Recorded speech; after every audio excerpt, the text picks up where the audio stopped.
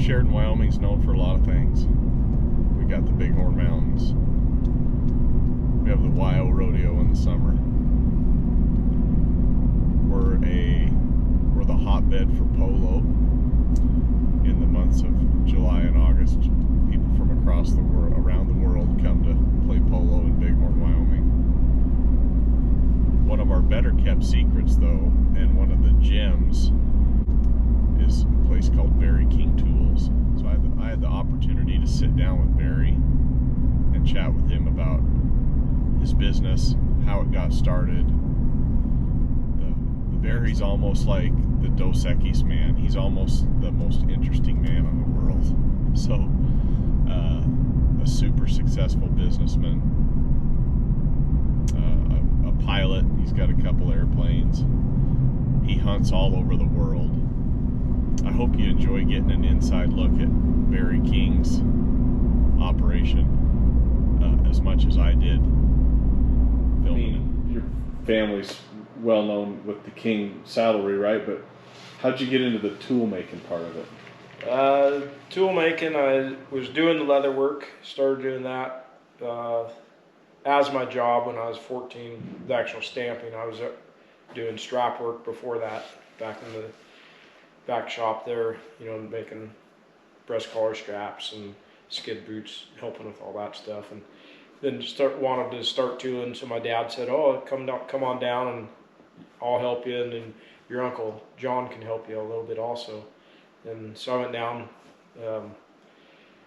for a couple afternoons on my own time, and then went home and played around it in my mom and dad's house, or in my bedroom at home. And then I got good enough within a week that I could, they said they'd start paying me to do it. Really? So I transferred from basically the strap part of the King saddlery over to the tooling part, which was kind of a downgrade because you're down in a basement, so you're in a dungeon. That's where my brother is now. He's been there for about 15 years. But yeah, then, about a year later, so I was 15 or 16 in the machine shop class at the high school, and I needed some tools. I was using just an old rotten rawhide hammer, and my uncle had a nice one that my grandpa made. And so I asked my grandpa to make one, and he came down the next day, threw me a piece of plastic and said, "You're in the class at the high school, make it yourself. You figure it out." So I went in the next day, and the teacher, Dwight French, and I figured out how to make one. I made the first one, which was pretty crude, and then second one, Jim Jackson and my Uncle John both wanted another one. So I made both of them one, and they paid me for them, and I was like, heck, this is great. Making money at 16 on a side gig at high school. And, right.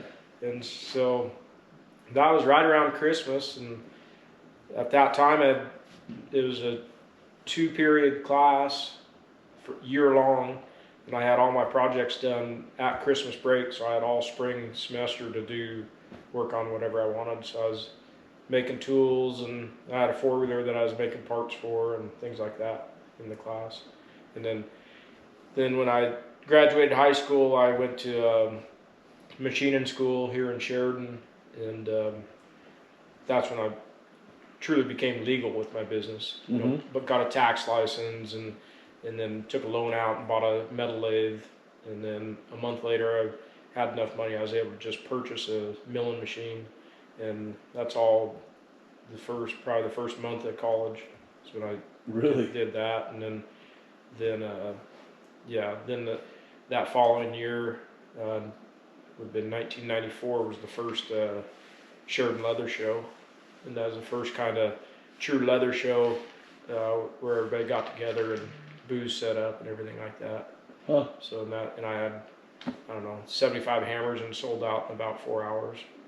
No kidding. Yeah, and I wasn't the only one, because it was the first time everybody had gotten together to sell their products, whether it's tools or leather or anything. So everybody was busy that year, in the following year. Yeah, it's been a great show ever since. Where were you on 9/11? Denver, Colorado. I was just got done with the trade show, and I was at my dad's best friend's house because I always have a room at his house, and I heard a little bit on the news on the alarm clock, and then I walked out in the living room and we were watching Good Morning America, and that's when we saw the second plane hit. Really? Yep. So then I went and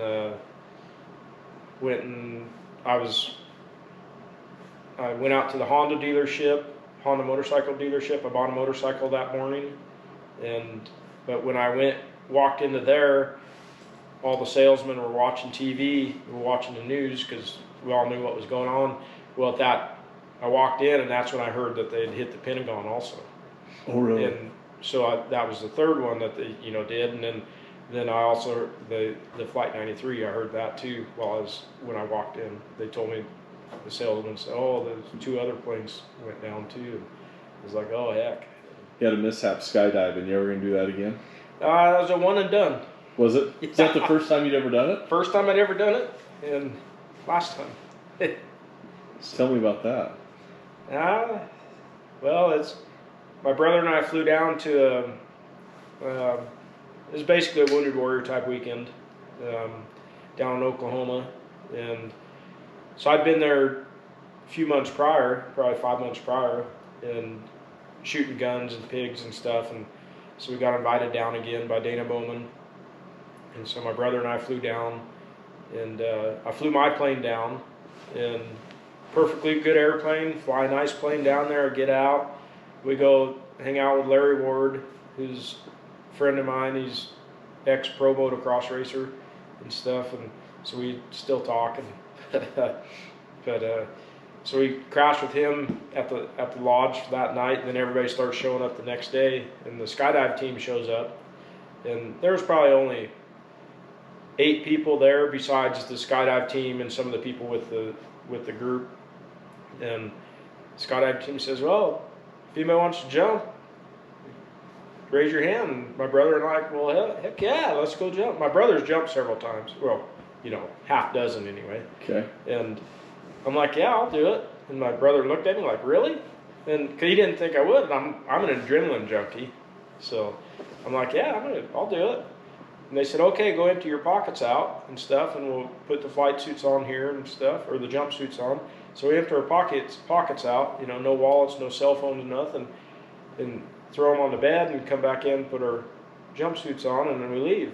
Well, I didn't text my wife or tell her anything. So that was the first error. Because I mean, it's like, just throw your crap on the bed and let's go. And so we did that, and then we went and jumped, and I was the last one out of the plane, and we came down, and we didn't know it, but everybody else had hit hard, hit a dead spot in the air or a downdraft or something, and we came in, and we were, the guide says, "Oh, we're gonna, we're landing right out there," and as a pilot, I could see the glide path. I'm like, "Yeah, that's good." He says, "Okay, get ready," and when he says get ready, you're supposed to raise your feet up. As soon as he said get ready, we dropped like a rock from about 30 feet. And you're already coming down at a good clip. But we just dropped like a rock, I landed 15 feet away from my brother. They were pulling in their parachute. And then we just, it was straight down. So. Wow. But it's like the canopy just quit holding air. Yeah, there was a great big hunting lodge, and we're landing in the field next to it, and the wind was blowing across over the top of that lodge. So we either hit the downdraft or else we hit the vortice where there's a dead air spot. Oh. We either hit one of the two, I'm not sure, or went into one of the two. And my brother, they fell about 8 feet and knocked the wind out of him. And another lady fell about 4 or 5 feet, and hurt her butt and stuff. But yeah, I broke my back, and I didn't know my back was broke at that time. But my tandem instructor, he separated his shoulder and did something else, but I can't remember what. But he popped his shoulder back in because it was a common injury for him. And did he land on you? No, but it was, I wadded up pretty good. I mean, I came down on my butt, and He might have hunched me over a little bit more, but the impact broke my back. I mean, it burst fractured a vertebrae, about a quarter of it off, and so I got it. You know, they helped me get up. I bit my tongue. I was spitting blood and then stuff, and knocked the wind out of me. And so I got up and hopped in a golf cart. They took me in. My brother took me into the lodge, and then I laid on ice for about 4 hours, and then drank a beer, laying in bed watching movies, and then went to get up to use the restroom and got my feet on the floor and couldn't move. So Really? yeah, 'cause it was a pretty high bed, so I rolled off, got my feet on the floor, and realized I couldn't walk and without help, and so I had to call my brother and have him come in and help me, and then went to the hospital and yeah, the hospital probably is the worst. I mean, we got to the hospital, and they went to give me either an X-ray or a CT scan. It was in a small hospital in Pauls Valley, Oklahoma, and the lady says, "Oh, I was on a gurney," and she says, "Get in the trough so we can slide you in." So I got in barely, and was in there for 5 or 10 minutes for the screening, and she slid me back out. She said, "Well, get back on the gurney." I said, I can't move. And she was all pissed off that she had to help me back up on the gurney. Oh, really? And then she rolled me back in the waiting room, in the ER waiting room, and doctor came in 5 minutes later and says, "You're not going anywhere unless you're strapped to a backboard. Your back's broke." And I kind of looked at her and said, "See, that's why I can't move, lady." The scariest thing on that was when the doctor said, right before I went into surgery, he says, "I'll try to get it to where you can walk again." So, Oh, shit. so that was probably the scariest moment. A little bit of an active lifestyle, hunting and golfing and stuff. So yeah, that would have been a change. Yeah, that's a deal breaker. And 2 kids, right? Boy and a girl. Yeah, my girl's 18, and yeah, she graduates this year, and my boy's 17 next week. Huh. So, yeah. That goes fast. I remember when we first moved to town, they were just, well, my kids were little too, but they were just little shavers across the fence. Yeah, exactly. Yep. Caroline and Davis. Yeah. So no, they're doing good. They're great students, and yeah, they're growing up to be. Yeah, I've got a big year this year. I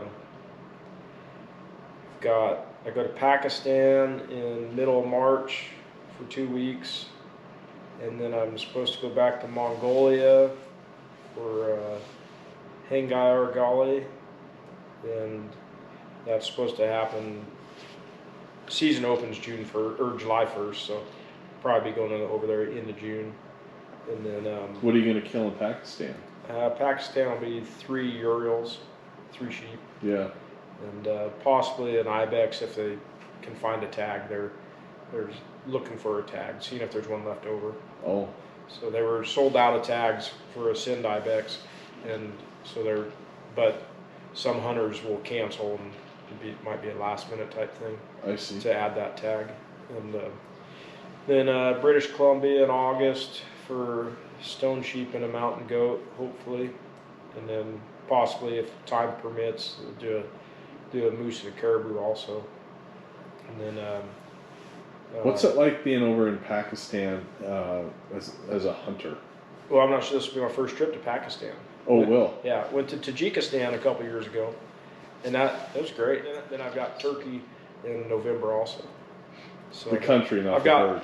Yeah, the country. Yeah, I've got four big trips this year. You know, all out of country.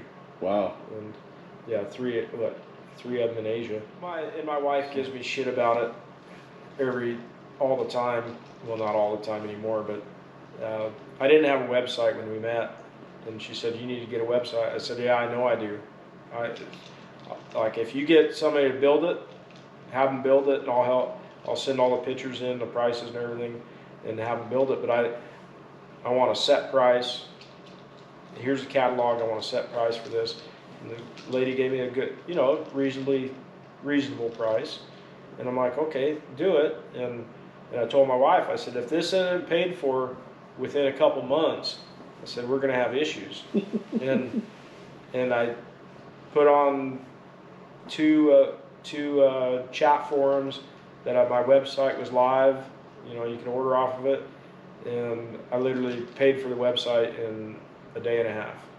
No kidding. Yeah, for the setup. I was like, now I never hear the end of it now because my wife is right. I just think it's such a cool story that this thriving business that's allowed you to do all this stuff started from in a machine shop in high school because you were wanting to just build yourself a hammer. Yeah. No, me too. So it's I mean, it was a lot of work.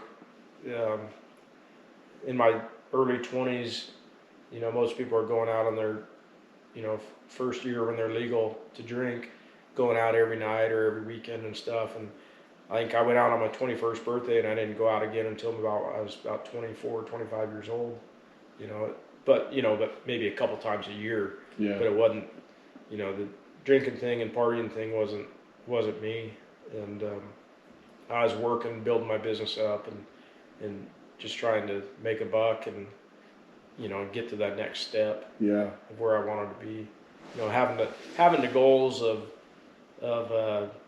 having my own deal and then also building the shop because I was working in my home garage at that time. I started out in my parents' garage and moved to a rental house I was renting from a friend of mine and put my shop in there. So I was in there for, I don't know, 4 or 5 years and then built the building we're in right now, which we've now... Oh, you built that building? Yep. Okay. Which 3 weeks later I bought this from Doug Greeno. Oh, really? Yeah. So he said he was going to sell it, so I jumped on it right away.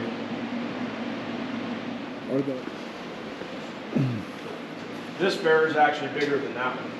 Really? Yeah. You got a grand slam, don't you? Yeah. One away from the second. Are you really? Yeah. Need another stone shoot. You've got 2 bighorns? Yeah. That's my second one. My first one's up in my other hangar in town.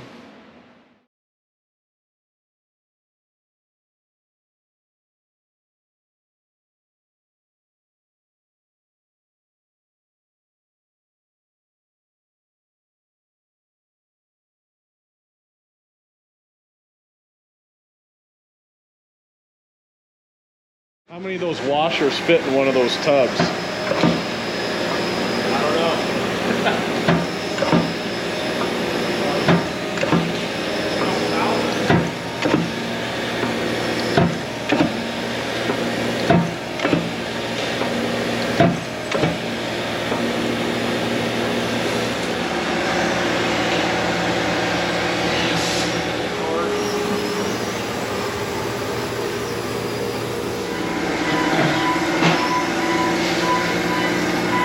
Until he starts another, he'll start another one here in a minute.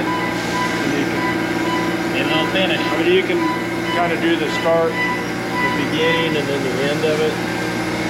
That's what it starts out as. That's what it ends up. This is how it all starts? Yeah.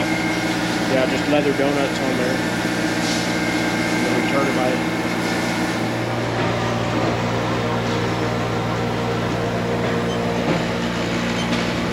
Oh, it's all.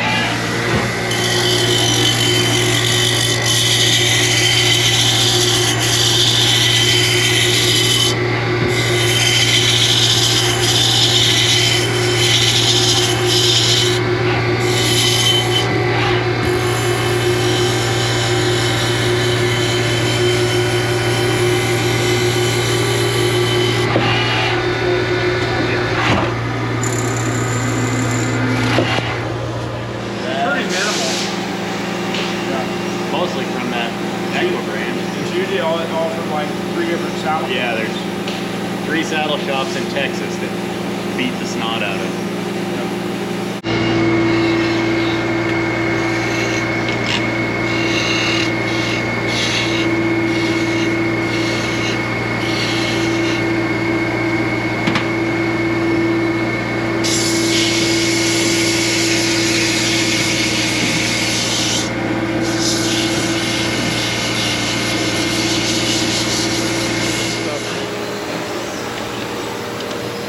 This is all not done yet, but No. will be turned into something.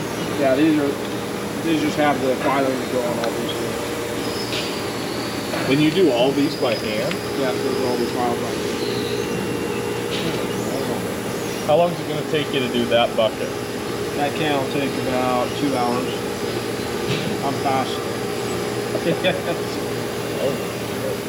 be running.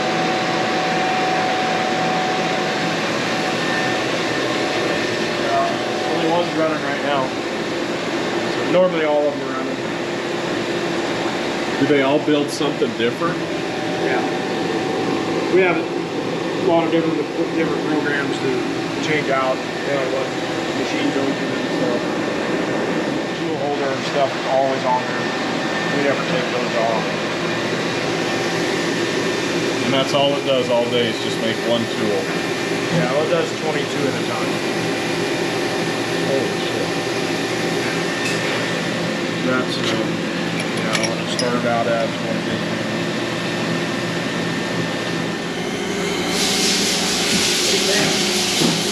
It's impressive.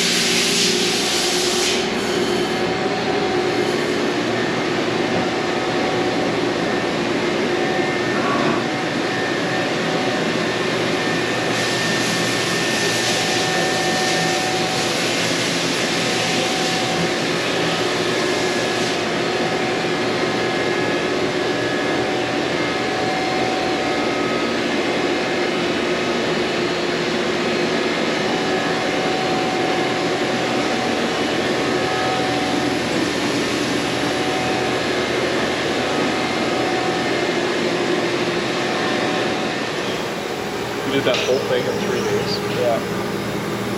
Yeah, every one of these was hand filed in the last 3 days.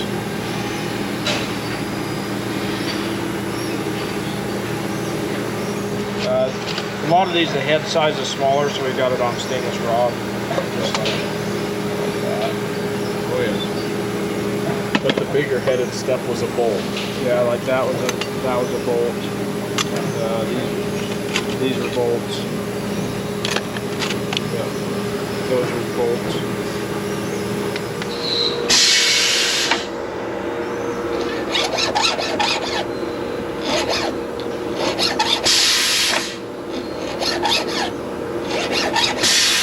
One line at a time.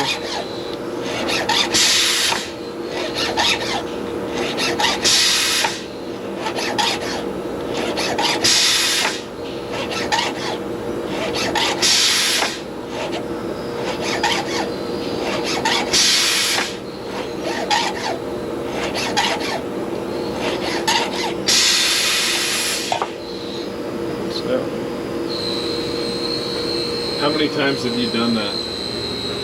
A couple million. I'm sure that's no shit.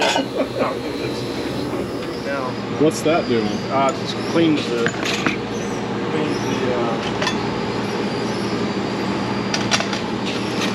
cleans all the black out of the burner.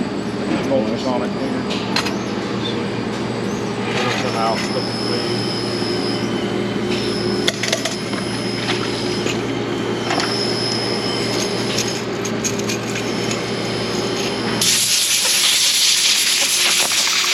Every single one of them you'll use?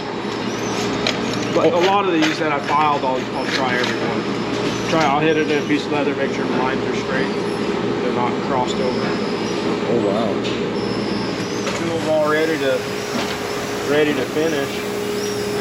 Those all need filed? All need either filed or start hand polishing. Depending on what, a lot of these just need start to polish. So we've got good inventory started already. These are all ready to file. That's all my filing that I have to do. And are you the only one that's doing it by hand? I'm the only one that files here. Yeah. Yeah. So that's your to-do list. Yep.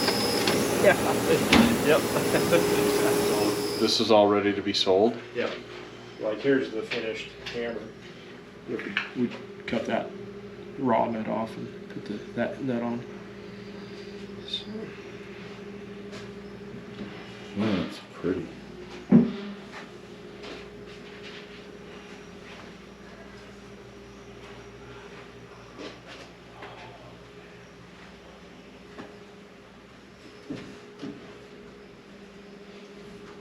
And we also make all the wooden handles, all these tools here. So we turn all the wood here also and make all the cutting bits and go in them. The only thing we don't make is the little brass ferrule.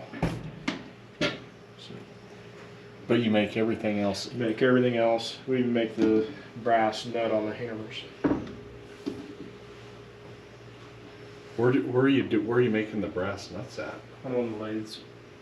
Wow.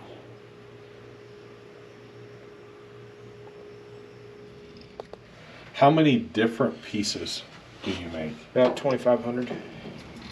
No kidding. Yeah. If you add up, you get one tool, but we make 2 or 3 sizes of each one, or up to 6 sizes, depending on what tool it is. It adds up to right around 2,500 products. How much stuff do you I take? take that whole top row. Oh, you do. Yeah. For a good show. And then like this tool rack. So, and then to showcase the hammers, I'll take about that many with me. What I'm supposed to do. Whereas a machinist going into making leatherworking tools, if he doesn't do leather work, he doesn't know how it's supposed to work.